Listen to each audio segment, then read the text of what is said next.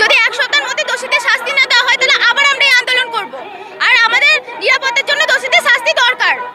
আমাদের ওর সাথে হয়েছে, কাল আমাদের সাথে হবে না কে বলতে পারে? আমরা তো একটা মেয়ে নাকি, আমাদের তো স্বাধীনতা পাওয়ার মানে ইয়ে আছে। খুন হয় কি করে এইভাবে, যে ওরা ধর্ষণ করলে এটা হয় কিভাবে? তো উনি একজন ডক্টর হয়েও ওনার কোনো সেফটি নেই, তাহলে আমরা সাধারণ মেয়ে হয়তো আমাদের কোনো সেফটি থাকবেই না। তো আমরা সবার কাছে চাইবো যেন ভবিষ্যতে যেন আমাদের সেফটিটা 100% হয়ে থাকে, আমরা যেন রাস্তাঘাটে বেরোতে গিয়ে কোনো ভয় না পাই। আর শুধু ওদেরকে ফাঁসি দিলে আমরা এই যে আরজিকর মেডিকেল কলেজ হসপিটালে কর্তব্যরত ডক্টর নৃশংসভাবে ধর্ষণ ও খুন করা হয়েছে, তার তীব্র প্রতিবাদ জানাচ্ছি এবং এর আমরা শেষ না দেখে ছাড়বো না। আমরা যে নারী, আমরা সব পারি, আমাদেরকে এইভাবে পিছিয়ে রাখলে হবে না, আমরা অবলা নই।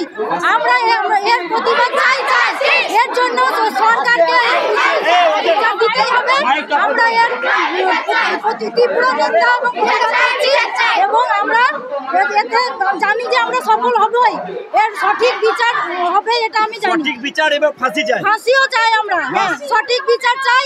তা নইলে আমরা প্রতিবাদ, আমাদের আন্দোলন চলবে যতদিন না বিচার শেষ হবে। যে ভালো বলতে পারে, বক্তব্য রাখতে পারবে, আন্দোলন চালিয়ে যাব। যেমন মৃত্যু হয়ে যাবে, ও যেমন করে অত্যাচার করেছে সেইভাবে আমরা শাস্তি চাই, শাস্তি চাই, শাস্তি চাই।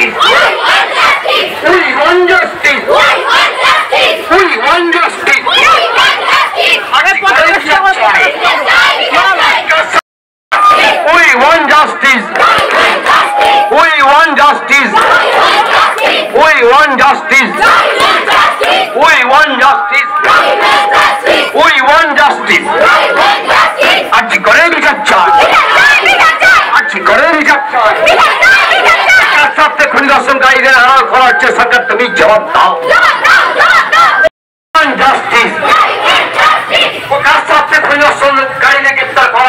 सरकार तुम्हें जवाब दाओ। सरकार तुम्हें जवाब दाओ। सरकार तुम्हें जवाब दाओ। ছাত্র যুব মহিলা সকল আন্দোলন চলছে, আন্দোলন চলছে,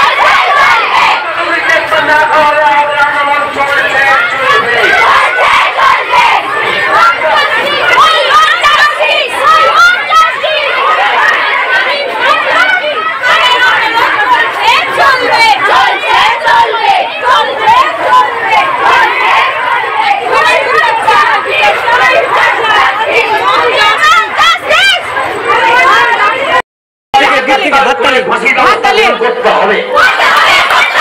এই দাবিতে আমাদের আন্দোলন চলছে, চলবে। এই দাবিতে আমাদের আন্দোলন চলছে, চলবে।